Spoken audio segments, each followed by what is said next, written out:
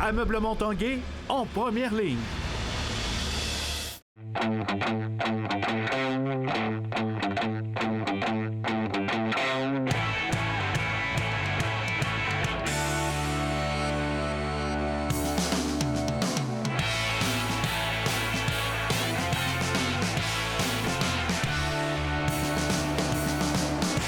À tous un bon lundi, bon début de semaine. Bienvenue à l'Esprit sportif. Dans l'émission aujourd'hui, on vous amène un peu plus tard au massif de Charlevoix où se déroulait en fin de semaine une première compétition de patinage extrême en descente.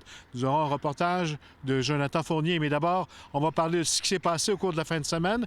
Dans l'action, on parle de différents résultats, mais d'abord du tournoi international de hockey Pee-Wee qui a pris fin hier avec la deuxième plus grande foule de l'histoire. Aujourd'hui, c'était journée de bilan pour les organisateurs, mais d'abord, voici en son et en images les champions 2020 du tournoi Pee-Wee.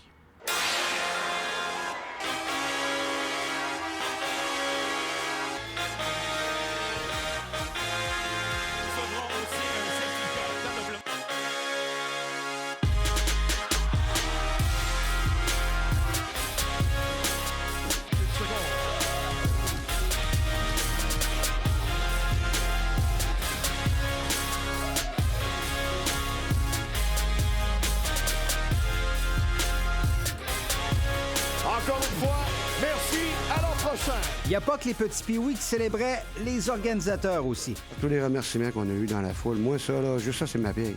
C'est ma paye. C'est le monde qui vient de me voir qui me dit « Merci, M. Plante. Bonjour, M. Plante. » Fiers de leur succès, Patrick Dom songe même à agrandir les cadres du tournoi en ajoutant la classe Pee-Wee A dans les prochaines années. Ce sera toujours 12 jours, mais de mettre une nouvelle division dans un autre aréna avec une finale peut-être ici, là, c'est quelque chose qu'on regarde. La venue des Kerry Fraser, Alain Côté, Chris Nyland, Owen Nolan et Eric Lindros n'est pas étrangère aussi au succès de foule. Et ce qu'on fait là, ça nous permet d'avoir un intérêt supplémentaire à venir ici pour venir nous voir. Je suis pas capable de l'évaluer en termes de chiffre absolu, de savoir comment est-ce que ces gens-là peuvent drainer de gens dans le centre, mais c'est sûr que ça en draine. Si Eric Lindros a joué la carte de la confiance devant les micros face à la réaction des gens de Québec, il en était tout autre en privé. Lui, il n'a pas dormi de la nuit d'avant. Puis, sincèrement, il était inquiet de la réaction. Jusqu'à temps que François Beaulieu l'introduise au centre de la patinoire. Après l'accueil qu'il y a eu, il est venu nous voir en dedans, puis il dit « Je viens de tourner une page d'histoire de ma vie. J'ai fait la paix maintenant, je suis content de ce qui s'est passé aujourd'hui. Ça a pris 30 ans, mais je suis vraiment content. » Si Lindros a tourné une page d'histoire de sa vie, le tournoi lui ferme son 61e chapitre et s'apprête à sculpter son 62e. Stéphane Turcot, TVA Sport, à Québec. En ski acrobatique, le Québécois Lewis Irving a vu son travail récompensé en remportant la médaille d'argent lors de la Coupe du monde de saut qui était disputée samedi à Robichi, au Bélarus. Lewis est passé à 0,46 points d'être sacré champion.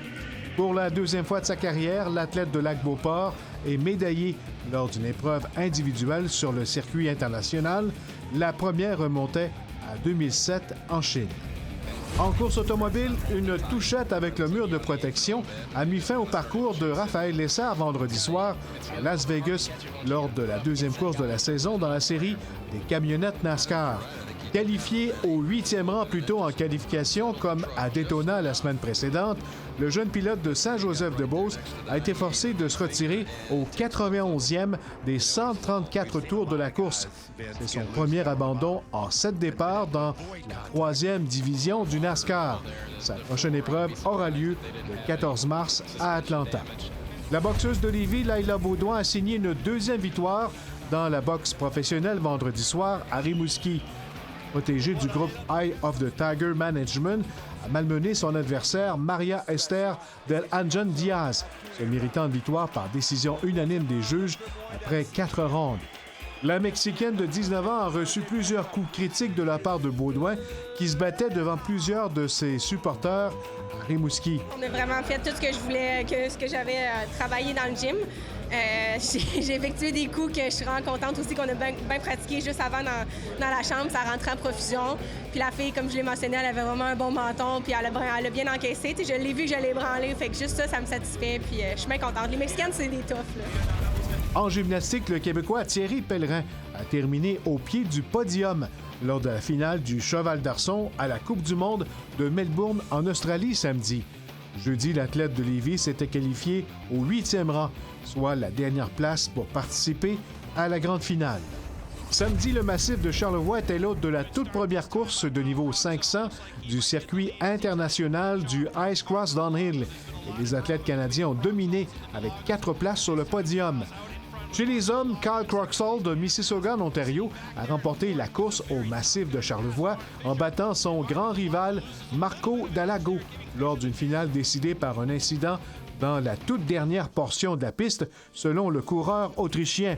Le podium a été complété par le Canadien John Fisher devant le champion du monde en titre, Cameron Naz, qui a dû se contenter de la 4e place.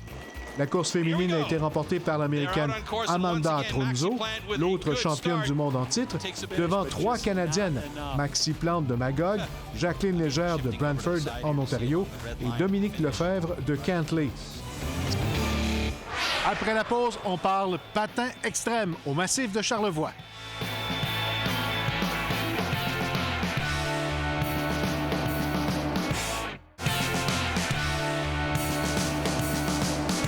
Le patinage extrême de descente était un honneur au cours de la fin de semaine au massif de Charlevoix et plusieurs compétiteurs de la grande région de Québec ont pu prendre part à cette étape du circuit international de Red Bull Ice Cross Downhill. Depuis 2015, dernier passage à Québec, le sport a beaucoup évolué. Le reportage de Jonathan Fournier.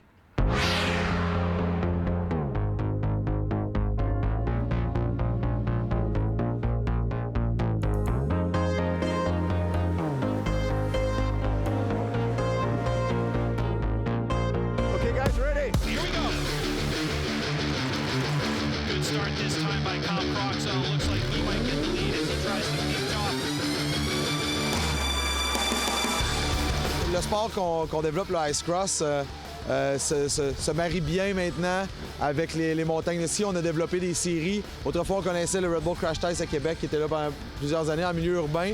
Mais le sport, on le développe surtout en montagne. Puis ici, avec l'environnement, avec les gens du massif, on a travaillé pour amener le sport à la montagne, puis le garder aussi dans la grande région de Québec, ici dans la magnifique région de Charlevoix. Parlons du circuit sur lequel les athlètes évoluent. Il y a plusieurs grades de compétition et plusieurs compétitions un peu partout dans le monde maintenant. Oui, maintenant, on les identifie comme les courses ATSX, qui est la fédération qui gouverne le sport. Donc, ATSX 1000, qui est l'équivalent des crash tests du temps. 500, comme on a ici, un 250, puis on a même des 100 qui sont vraiment un niveau d'entrée, mais qui font, eux, pas partie du championnat du monde. Donc, dans le championnat du monde, on a des 1000, des 500, des 250.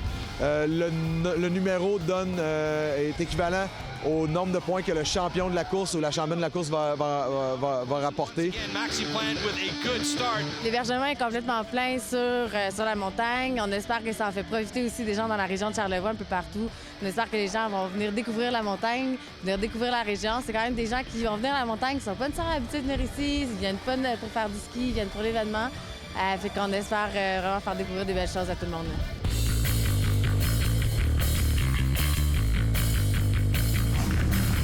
Il y a quelques semaines, on est passé par Percé, en Gaspésie. On n'aurait jamais cru qu'une piste de Ice Cross Downhill allait passer là un jour. De Percé au Japon aussi, d'une semaine à l'autre, effectivement. Magnifique image, juste devant le rocher. C'était magnifique. Les athlètes ont aimé. Les athlètes de partout dans le monde ont vraiment trippé sur le site. Les Nord-Américains, évidemment, étaient tous présents, les meilleurs au monde aussi. Les Européens se sont déplacés aussi pour venir se joindre. Donc, ça a fait un très beau line-up d'athlètes pour une course à Percé 250. Parlons du parcours ici aujourd'hui, le massif qui accueille la course. C'est quel genre de parcours? C'est un parcours très rapide. D'abord, on va le qualifier comme ça d'emblée. Donc, des virages inclinés, des sections rapides qui nous amènent vers un gros saut, qu'on va dire, où ils devront scrubber, là, donc se recroqueviller sur eux-mêmes en angle un peu aussi pour pas trop perdre de vitesse. Ça va beaucoup être une question de timing, bonne ligne de course, puis évidemment de garder sa vitesse le plus possible du début jusqu'à la fin. C'est ce qui va faire le succès des athlètes ce week-end.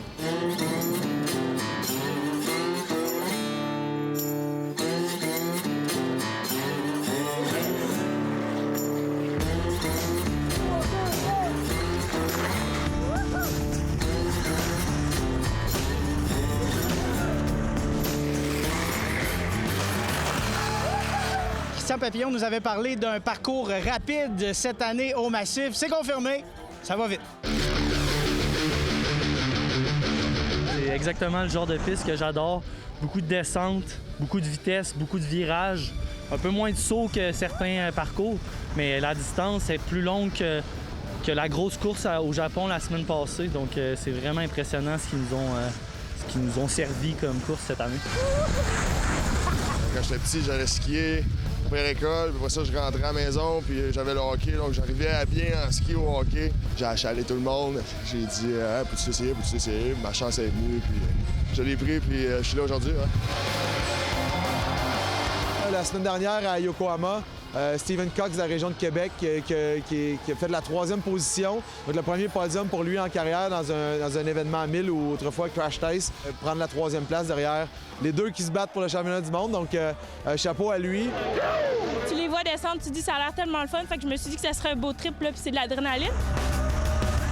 Mon frère l'a fait, ma soeur l'a fait, on a une amie qui a fait, mon chum l'a fait, fait que c'est vraiment un trip de famille là, en fin de semaine. Yes! J'étais en face de moi, il faut que je te pose la question, quand est-ce qu'on revient à Québec? Les gens du circuit veulent revenir. Après ça, c'est une question de faire tomber tous les astres ensemble. Il faut juste que ça fonctionne, et avec les dates, avec les organisations, et avec les villes, et avec la logistique du championnat. Donc, beaucoup de choses à prendre en considération, évidemment. Et ça va définitivement revenir avant les Nordiques, disons-le comme ça.